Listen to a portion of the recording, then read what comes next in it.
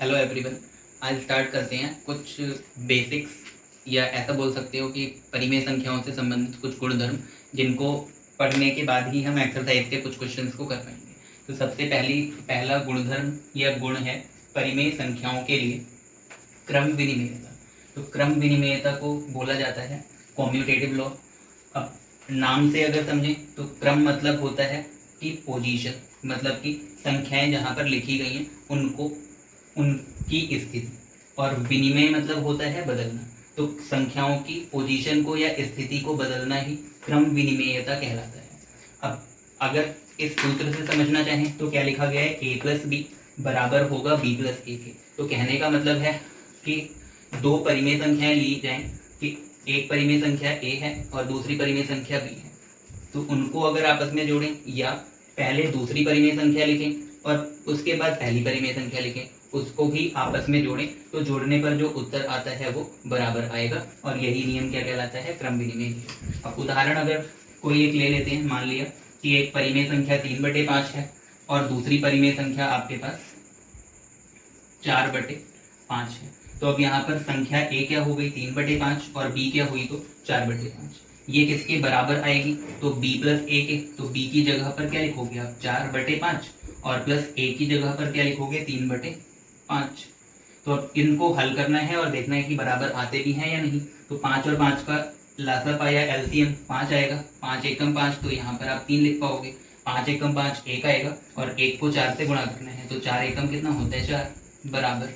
यहाँ पर भी लासापा 5 ही आना है, तो 5 एकम 5 होगा और 1 से 4 को गुणा करेंगे तो 4 एकम 4 आ जाएगा। इसके बाद फिर से 5 को 5 से भाग करो, तो 5 का पहाड़ा कितनी बार पढ़ना पड़ेगा, एक बार। तो 5 एकम 5 कितनी बार पढ़ा गया, एक बार। तो जितनी बार पहाड़ा पड़ा है उसकी 3 से गुणा करें तो 3 एकम कितना होगा 3 लिख देंगे। अब आपस में अगर जोड़ें तो 4 और 3 कितना 7/5 बनेगा, बराबर। 4 और 3 कितना है 7/5। तो यहाँ से क्या पता चल रहा है कि लेफ्ट हैंड साइड किसके बराबर आई है, राइट हैंड साइड की।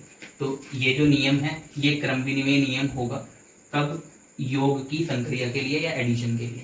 अब ऐसे ही मल्टीप्लिकेशन पर या गुणन पर अगर आ जाए तो गुणन के लिए भी ये नियम परिभाषित है। इन्हीं दोनों संख्याओं को ही ले लेते हैं। मान लिया कि एक संख्या 3/5 है और गुणा 4/5।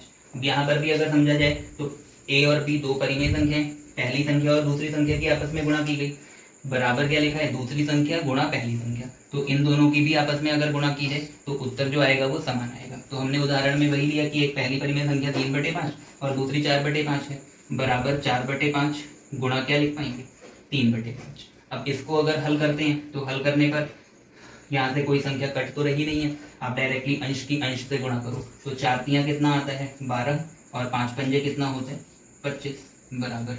4 तियाँ कितना आएगा 12 और 5 पंजे कितना होगा 25। तो यहाँ से भी लेफ्ट हैंड साइड किसके इक्वल आ रही है, राइट हैंड साइड के, या दायां पक्ष किसके बराबर आ रहा है बाएं पक्ष के। तो इस प्रकार क्रम विनिमय नियम परिमेय संख्याओं में योग और गुणन दोनों के लिए परिभाषित होता है। अब अगले गुणधर्म पर आ जाते हैं, वो है साहचर्य नियम या साहचर्यता, बोला जाता है इंग्लिश में एसोसिएटिविटी। तो साहचर्यता क्या होती है, तो पहले योग के लिए पढ़ लो। कोई भी अगर 3 परिमेय संख्या हम लें, अब 3 परिमेय संख्याओं में एक पहली संख्या को वैसे ही लिख दिया और दूसरी और तीसरी संख्या को आपस में जोड़ा, उसका जो उत्तर आएगा हल करने पर वो किसके बराबर हमेशा होता है कि पहली और दूसरी परिमेय संख्या को जोड़ दिया और उसके साथ तीसरी संख्या का योग कर दिया। तो इस प्रकार से जो संख्याएं मिलेंगी अगर इस सूत्र का पालन करेंगी तो आप बोलोगे वो कौन सा नियम का पालन कर रही हैं, साहचर्य नियम का पालन करेंगी। उदाहरण के रूप में एक आसान सी संख्या हम ले लेते हैं, मान लिया कि 5/3 है, प्लस दूसरी परिमेय संख्या लेनी है तो 4/3 ले लो, और तीसरी परिमेय संख्या मान लिया कि 2/3 है।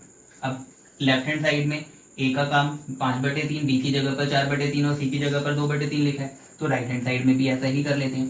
तो इधर आप अगर करोगे तो क्या लिखा जाएगा, पहले 5/3 प्लस 4/3 और प्लस कितना आ जाएगा 2/3। तो सभी को पता है कि यहाँ पर 3 लिखा हुआ है हर में, तो लासापा कितना आएगा वो 3 के ही बराबर। तो इसको डायरेक्टली हम ऐसा सॉल्व कर लेते हैं, लिख लेंगे 5/3 प्लस 4, लासापा कितना हो गया आपका 3, तो 4 और 2 जोड़ेंगे कितना आ जाएगा 6 लिख पाएंगे, बराबर है 5/3 और 4/3 जोड़ें तो 3 लासापा आ रहा है, वही ले लेंगे। तो 5 और 4 जुड़ जाएगा, आ जाएगा आपका 9/3।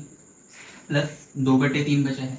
अब इनको भी आपस में जोड़ा जाए तो देख लीजिए, जोड़ करके क्या मिलेगा हमें, फिर से एलसीएम कितना 3 है, तो 6 और 5 आपस में जुड़ेगा 11/3 आ जाएगा, बराबर यहाँ से भी अगर जोड़ें तो भी कितना आ रहा है 11/3। तो लेफ्ट हैंड साइड और राइट हैंड साइड की वैल्यू सेम आ गई है, तो लिख सकते हैं लेफ्ट हैंड साइड किसके बराबर है, राइट हैंड साइड के। तो इससे क्या समझ में आया कि आप पहली संख्या को दूसरी और तीसरी संख्या के योग के साथ जोड़ो, या पहली और दूसरी संख्या का योग करके तीसरी संख्या के साथ जोड़ो, तो जो दोनों उत्तर आएंगे वो समान होंगे, और यही नियम साहचर्य नियम कहलाता है।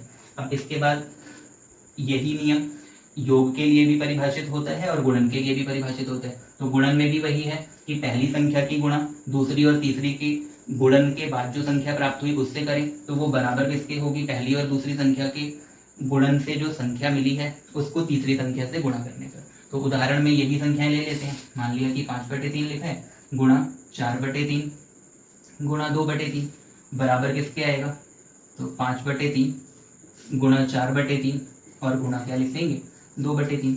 अब इसको अगर हल करें तो यहाँ से क्या मिल रहा है 5/3, और ब्रैकेट में गुणा करने पर क्या मिलेगा 4 दूनी 8/3 लिखोगे, बराबर इधर भी कुछ नहीं घटेगा, तो 5 चौक कितना होता है 20/3 गुणा 2/3 लिख पाएंगे। अब इसको अगर हल करते हैं तो 5 अट्ठे कितना 40 आ जाएगा, और 3 तियाँ कितना होता है तो 9 आ जाएगा, बराबर। इसके बाद आगे अच्छा एक छोटी सी गलती हुई है उसको सही कर लें हम। 3 तियाँ कितना होगा, तो यहाँ पर 9 आना है। इसी तरीके से 3 तियाँ यहाँ पर भी कितना आएगा 9 लिख लेते हैं। इसके बाद अगर फिर गुणा करें तो हर की हर से गुणा करनी थी, तो 9 तियाँ कितना होगा, यहाँ पर आप लिख लोगे 27। ऐसे ही इधर भी आप हल करो तो 20 दूनी कितना होता है 40/9 तियाँ कितना आता है 27। तो यहाँ से भी उत्तर 40/27 मिला, और इधर भी 40/27 मिल रहा है। तो दोनों पक्ष आपस में बराबर हैं, लिख लेंगे लेफ्ट हैंड साइड किसके बराबर है, राइट हैंड साइड के। तो इससे समझ में आ गया होगा कि साहचर्य नियम जो है वो परिमेय संख्याओं में योग और गुणन दोनों के लिए परिभाषित होता है। अब इसके बाद एक नया कॉन्सेप्ट है वितरकता या वितरण का नियम। अब वितरण मतलब होता क्या है, बांटना। तो बांटेंगे कैसे, तो 3 कोई परिमेय संख्याएं हमें ले लेनी है और उनको गुणन और योग की संक्रिया के रूप में हमें बांटना होगा। तो सबसे पहले क्या लिखा गया है, a गुणा बी प्लस सी बराबर किसके है, a गुणा बी प्लस a गुणा सी के। मतलब क्या कि एक पहली संख्या ली आपने, उसको दूसरी और तीसरी संख्या के योग के साथ गुणा किया। तो गुणा करने पर होता क्या है, हमेशा जब ब्रैकेट खोले जाते हैं तो एक पहली संख्या जो है वो दूसरे के साथ भी गुणा में लिखी जाती है, और पहली ही संख्या तीसरे के साथ भी गुणा में लिखी जाती है। अब इसको अगर उदाहरण के रूप में अगर समझना है तो ऐसा आप समझ सकते हो, एक संख्या ले लिया आपने 3/2 गुणा 5/2 प्लस 1/2। अब ये किसके बराबर आएगी, तो आप लिख सकते हो 3/2 को गुणा किससे करेंगे 5/2 से, a गुणा b के। तो 3/2 गुणा 5/2 प्लस 3/2 गुणा कितना लिख लेंगे 1/2 आ जाएगा, क्योंकि यहाँ पर a जो है वो 3/2 था, b जो है 5/2 था, और c जो है वो 1/2 था। तो अब इनको आपस में अगर गुणा करते हैं तो यहाँ से भी लेफ्ट हैंड साइड जो है वो किसके बराबर आएगी, राइट हैंड साइड के। तो इससे समझ में आ गया होगा कि वितरण का मतलब क्या होता है, वो योग और गुणन दोनों की संक्रियाओं के रूप में वितरित होगा, इसे वितरण नियम बोलते हैं। ऐसे ही साहचर्य नियम जो है वो परिमेय संख्याओं में योग और गुणन दोनों के लिए परिभाषित रहता है। इसी प्रकार क्रम विनिमय नियम जो है वो भी परिमेय संख्याओं के लिए योग व गुणन दोनों संक्रियाओं के लिए परिभाषित होता है।